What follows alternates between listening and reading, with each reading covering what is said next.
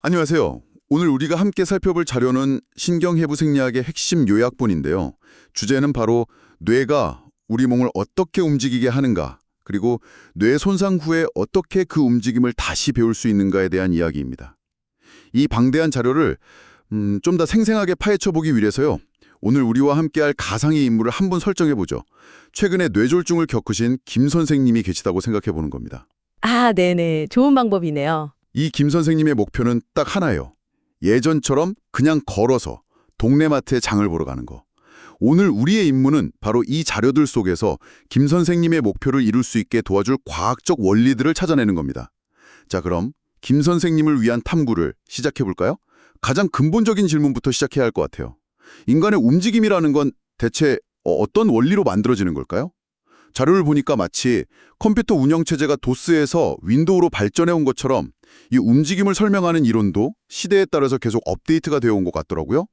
아주 초기의 이론들은 어떤 관점이었나요? 네, 초기의 이론들은 아주 기계적인 관점에서 출발했습니다. 가장 고전적인 반사 이론은 움직임을 거의 자판기처럼 봤죠. 자극이라는 동전을 넣으면 반응이라는 음료수가 나온다. 이런 식이에요. 뜨거운 것에 닿으면 반사적으로 손을 떼는 것처럼요. 맞습니다. 김 선생님의 경우라면 의사가 무릎을 망치로 쳤을 때 다리가 탁 튀어오르는 것 같은 그런 아주 단순하고 자동적인 반응은 설명할 수 있었죠. 하지만 사람이 하는 일이 그렇게 단순하지만은 않잖아요. 장을 보러 가는 것처럼 어떤 목표를 가지고 움직이는 건 반사만으로는 설명이 안 될 텐데요. 나 척수 같은 중간 간부들이 구체적인 전술, 그러니까 팔다리를 어떻게 움직일지를 명령한다는 상명하복식 모델이었죠.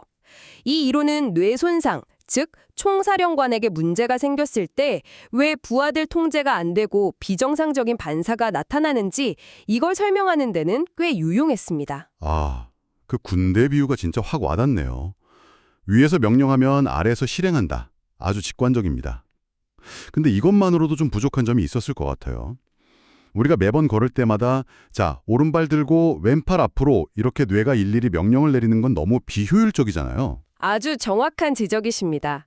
그래서 등장한 게 바로 운동 프로그램 이론입니다. 방금 말씀하신 그 비효율을 해결하기 위해서 우리 뇌하고 신경계가 자주 쓰는 움직임들을 일종의 앱처럼 저장해둔다는 개념이거든요. 앱이요? 네, 예를 들면 걷기.ex나 컵잡기.bet 같은 실행 파일이 있어서 필요할 때마다 대뇌는 그냥 자, 걷기 앱 실행하고 간단히 명령만 내리면 된다는 거죠. 와, 뇌 안에 무슨 앱스토어가 있다는 거네요. 그럼 그 걷기 앱은 구체적으로 어디에 저장되어 있는 건가요? 특히 걷기처럼 반복적이고 리드미컬한 움직임의 핵심 프로그램은요, 대뇌가 아니라 더 하위 레벨인 척수에 내장되어 있습니다. 이걸 저희가 중추 패턴 발생기, 영어로는 CPG라고 부르는데요. CPG. 네, 그래서 뇌에 손상을 입은 김 선생님 같은 경우라도 러닝머신 위에서 체중을 좀 받쳐주면 다리가 저절로 걷는 듯한 패턴을 보일 때가 있어요. 바로 척수에 내장된 그 걷기 리듬 프로그램이 작동하는 거죠. 아하. 이 때문에 재활훈련에서 단순히 근력을 키우는 것 이상으로 이런 리드미컬한 반복 훈련을 강조하는 겁니다. 그렇군요. 그러니까 걷기 앱을 계속 실행해서 업데이트하고 최적화시키는 거네요. 그런데 김 선생님이 진짜 문제는 단순히 걷는 리듬이 아니라 마트로 가는 길에 있는 수많은 변수들이거든요. 갑자기 사람이 튀어나올 수도 있고 바닥이 미끄러울 수도 있고요. 이런 예측 불가능한 상황은 어떻게 설명할 수 있을까요? 바로 그 질문이 현대 운동 조절 이론의 핵심으로 우리를 이끌어줍니다. 최신 이론들은 움직임을 뇌 혼자서 만드는 독재가 아니라 여러 요소가 참여하는 일종의 민주적 합의 과정으로 보거든요. 민주적 합의요? 네, 그중에서도 누엘이라는 학자가 제시한 제약 모형은 아주 강력한 틀을 제공하는데요. 움직임은 고정된 프로그램이 아니라 세 가지 요소의 실시간 상호작용 결과물이라고 설명을 합니다. 세 가지 요소요? 그게 뭔가요? 첫째는 개인의 제약입니다. 그러니까 김 선생님의 약해진 근력, 뻣뻣한 근육, 또 넘어질까 봐 두려워하는 마음 같은 모든 내적인 조건이죠. 네. 둘째는 과제의 제약입니다. 그냥 천천히 걷는 거랑 장바구니를 들고 걷는 거, 버스를 놓칠까 봐 빨리 걷는 건 완전히 다른 과제잖아요. 그렇죠. 그리고 셋째는 환경의 제약입니다. 마트 바닥이 미끄러운지, 길이 오르막길인지, 신발은 뭘 신었는지 같은 외부 조건들이죠. 김 선생님의 움직임은 이 세 가지가 실시간으로 조율된 결과물이라는 겁니다. 와, 이건 정말 중요한 관점이네요. 그럼 김 선생님의 걷기 문제를 해결하려면 김 선생님의 다리 근육만 쳐다볼 게 아니라 들고 가는 장바구니 무게를 줄여주거나, 그러니까 과제를 변경하거나 미끄럽지 않은 신발을 신게 하는 환경을 변경하는 방법도 있다는 뜻이잖아요. 문제의 원인과 해결책이 몸 바깥에도 있을 수 있다는 거군요. 네, 바로 그 통찰이 현대 재활의 핵심입니다. 그래서 움직임을 예측, 그러니까 앞먹임, 하고 수정, 되먹임의 끊임없는 춤으로 비유하기도 해요. 예측과 수정이요? 네, 김 선생님의 뇌가 일단 이 정도 힘으로 이만큼 발을 뻗으면 될 거야 라고 예측해서 움직임을 시작하고요. 앞먹임, 발이 바닥에 닿는 순간 느껴지는 감각이나 눈으로 보이는 정보로 어이쿠, 생각보다 미끄럽네, 자세를 낮춰야겠다라고 실시간으로 계획을 수정하는 되먹임, 역동적인 과정인 거죠. 이 이론들을 쭉 듣고 보니까 실제 치료 현장에서는 접근법이 정말 다양할 것 같아요. 김 선생님의 치료사라면 어디서부터 시작해야 할지 고민이 깊을 것 같은데요. 자료를 보니 크게 두 가지 접근법이 약간 대립하는 것처럼 보이더라고요. 하나는 움직임의 질을, 다른 하나는 과제의 양을 강조하던데요. 네, 그게 아주 고전적인 논쟁이죠. 먼저 신경 발달 치료, 우리가 흔히 보바스 치료라고 부르는 전통적인 접근법은 움직임의 품질을 아주 중요하게 생각합니다. 뇌 손상 후에 나타나는 비정상적인 뻣뻣함, 즉 경직을 줄여주고 치료사가 손으로 직접 환자의 움직임을 이끌어주면서 최대한 정상에 가까운 움직임 패턴을 경험하게 하는 데 초점을 맞추죠. 아, 치료사가 직접 도와주는 거군요. 네, 김 선생님의 경우 뻣뻣한 다리를 부드럽게 만들고 걸을 때 비정상적인 패턴이 나오지 않도록 치료사가 함께 움직이면서 자세를 교정해주는 식입니다. 또 다른 접근법은 어떤가요? 과제 지향 훈련이라고 하던데요. 과제 지향 접근법은 아주 명확하고 직관적입니다. 마트에 가고 싶으세요? 그럼 마트에 가는 연습을 합시다. 이게 핵심이에요. 정말 직관적이네요. 네, 움직임의 질이 다소 떨어지더라도 실제 목표가 되는 과제를 의미 있게 그리고 충분한 횟수로 반복하는 것이 뇌의 변화, 즉 신경가소성을 이끌어내는 가장 강력한 방법이라는 증거들에 기반하고 있죠. 김 선생님이 비록 완벽한 자세는 아니더라도 안전한 환경에서 수백 번, 수천 번 걷는 연습을 하도록 독려하는 겁니다. 그렇다면 둘 중에 어느 것이 더 효과적인가요? 김 선생님에게는 어떤 치료가 더 나을까요? 예전에는 이 두 접근법이 서로 막 대립하는 것처럼 여겨졌는데요. 요즘에는 상호 보완적으로 활용하는 추세입니다. 아, 둘 다 쓰는 거군요. 그렇죠. 예를 들어서 보바스 치료를 통해 김 선생님 다리에 심한 경직을 먼저 줄여줘요. 그래서 걷기 연습을 할 수 있는 최소한의 품질을 확보하고 그 다음에 과제 지향 훈련으로 실제 걷는 양을 폭발적으로 늘리는 거죠. 중요한 건 어느 한 가지 방법만이 정답은 아니라는 겁니다. 하지만 회복에 한계가 있을 수도 있잖아요. 아무리 노력해도 예전처럼 완벽하게 걸을 수는 없는 상황이라면 무조건 정상 움직임만 고집하는 게 능사는 아닐 텐데요. 맞습니다. 바로 그럴 때 회복 대신에 보상 전략을 고민해야 합니다. 발목 보조기 AFO라고 하죠. 그걸 착용하거나 지팡이를 사용해서라도 김 선생님이 안전하고 효율적으로 마트에 갈 수 있다면 그게 더 중요한 목표가 될 수 있죠. 이 모든 것을 통합하는 현대적인 관점이 바로 ICF, 국제기능장애 건강분류 모델입니다. ICF 모델. 그건 단순히 오른쪽 다리 근력이 10% 좋아졌다 같은 신체 기능의 변화만 보는 게 아니잖아요. 그래서 이제 지팡이를 짚고 혼자 동네 마트에 갈 수 있게 되었다. 처럼 실제 생활에서의 활동과 사회 참여 수준의 변화를 최종 목표로 삼는 관점이죠. 정확합니다.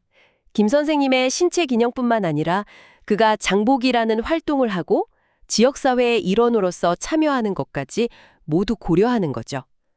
여기에 집 주변 환경이나 가족의 지지 같은 환경적 요인과 김 선생님 자신의 개인적 요인, 동기부여 같은 것까지 함께 보면서 궁극적으로 삶의 질 자체를 높이는 것을 목표로 하는 훨씬 더 인간 중심적인 접근법입니다. 그렇군요. 결국 치료의 목표는 단순히 몸을 고치는 게 아니라 그 사람의 삶을 되찾아주는 것이군요. 그럼 이 모든 이론과 철학을 실제 훈련에 적용할 때 가장 중요한 원칙은 뭘까요? 저는 자료에서 본 치료사는 환경 설계자라는 표현이 정말 인상 깊었거든요. 아, 그거요? 앞서 말씀드린 뉴웰의 세 가지 제약. 그러니까 개인, 과제, 환경 개념과 바로 연결되는 이야기입니다. 치료사는 단순히 김 선생님의 다리 근력, 즉 개인 제약을 키우는 훈련만 시키는 사람이 아니라는 거죠. 네. 예를 들어 의자에서 일어서기 훈련을 할 때 의자 높이를 조금만 높여줘도 이게 환경 제약을 바꾸는 거거든요. 과제가 훨씬 쉬워지죠. 아하. 반대로 바닥에 푹신한 매트를 깔면 균형 잡기가 더 어려워져서 더 높은 수준의 훈련이 되고요. 또 그냥 일어서세요가 아니라 물컵을 들고 일어서세요라고 하면 과제 제약이 바뀌면서 난이도가 확 올라갑니다.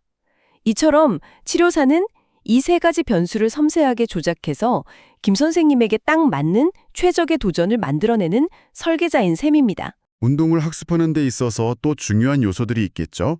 일단 많이 하라는 것 말고 또 뭐가 있을까요? 물론 반복량은 핵심 중의 핵심입니다. 하지만 무작정 많이 하는 것보다 더 중요한 게 어떻게 하느냐입니다. 여기서 바로 피드백이 중요한 역할을 하죠. 피드백은 크게 두 종류로 나눌 수 있습니다. 하나는 결과 지식, KI라고 하고요. 다른 하나는 수행 지식, KP라고 합니다. 결과 지식과 수행 지식, 조금 더 쉽게 설명해 주실 수 있을까요? 물론입니다. 김 선생님이 10m를 걷고 나서 방금 15초 걸렸어요. 어제보다 2초 빨라졌나요? 라고 말해주는 것이 바로 결과 지식입니다. 목표 달성 여부를 알려주니까 동기부여에 아주 효과적이죠. 네. 반면에 이번에 걸을 때는 발을 뗄 때 발가락으로 바닥을 좀 더 밀어보세요처럼 움직임의 과정과 방법에 대해 조언해주는 것이 수행 지식입니다. 동작의 질을 개선할 때 필요하고요.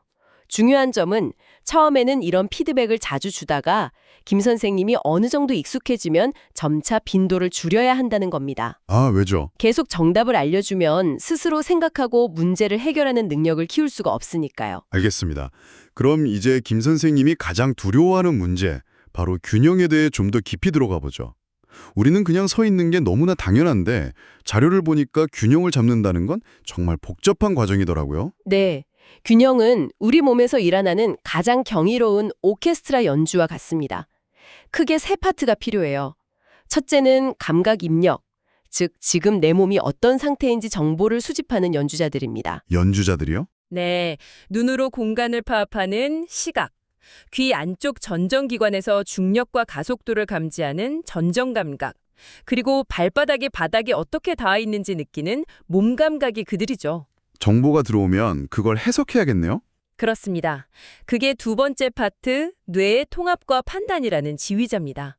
뇌는 이 세 가지 감각 정보들을 쫙 종합해서 어떤 정보를 가장 신뢰할지 순식간에 결정합니다. 예를 들어 캄캄한 영화관에서는 시각 정보 비중을 줄이고 발바닥 감각에 더 의존하는 시기죠. 그리고 마지막 세 번째 파트는 지휘자의 결정에 따라 자세를 바로잡는 운동 출력, 즉 근육들의 연주입니다. 그 운동 출력에도 정해진 전략이 있다고 들었습니다. 마치 비상대응 매뉴얼처럼요. 네, 대표적인 3단계 자동 전략이 있습니다. 1단계는 몸이 살짝 흔들릴 때 발목 관절을 까딱까딱 움직여서 중심을 잡는 발목 전략이고요. 아, 발목 전략. 네, 2단계는 흔들림이 더 커지면 고관절을 구부리거나 펴면서 시소처럼 무게중심을 조절하는 엉덩관절 전략입니다. 그리고 마지막 3단계는 정말 넘어질 것 같을 때 넘어지지 않으려는 방향으로 발을 성큼 내딛는 디딤 전략이죠. 김 선생님 같은 신경손상 환자분들은 이 1단계 발목 전략이 잘 안 되거나 3단계 디딤 반응이 한 박자 늦어져서 낙상 위험이 커지는 경우가 많습니다. 균형 문제와 함께 항상 따라오는 게 근육 긴장 문제인 것 같아요. 김 선생님의 다리도 뻣뻣하다고 하셨는데 보통 경직은 나쁜 것이라고만 생각했거든요. 그런데 자료를 보니 의외의 장점도 있다고 하던데요. 네, 아주 가끔은 긍정적인 역할을 할 때도 있습니다.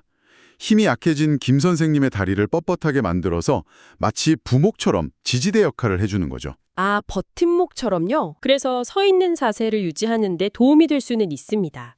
하지만 그건 정말 제한적인 장점이고요. 단점이 훨씬 큽니다. 관절이 뻣뻣하게 굳어서 미세한 조절이 안 되고 갑작스러운 흔들림에 빠르게 반응해야 할 때 오히려 근육들이 동시에 뻣뻣해져서 디딤 전략 같은 빠른 반응을 방해해요. 아, 결국 넘어질 위험을 더 높이는 셈이죠. 오늘 김 선생님과 함께 뇌가 움직임을 만들고 다시 배우는 이 복잡한 여정을 탐색해봤습니다.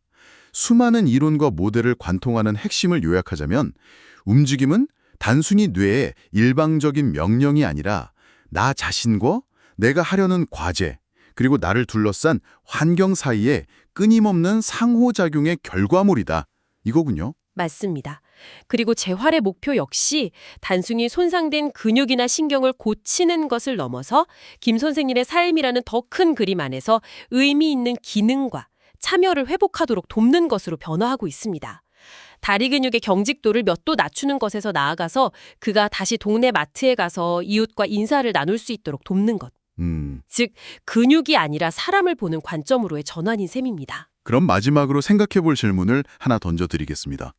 만약 움직임이 나, 과제, 환경의 합작품이라면 당신의 일상에서 뭔가 좀 불편하거나 힘들다고 느끼는 움직임 하나를 떠올려 보세요. 아마 대부분은 내 몸이 문제야, 내 의지가 부족해라면서 나 자신에게서만 원인을 찾고 있을지 모릅니다. 하지만 오늘 우리가 배운 관점을 적용해서 그 움직임과 관련된 과제나 환경의 조건을 아주 약간만 바꿔보면 어떨까요? 어쩌면 문제의 가장 쉬운 해결책은 당신의 몸 안이 아니라 당신을 둘러싼 그 설정을 바꾸는 데 있을지도 모릅니다.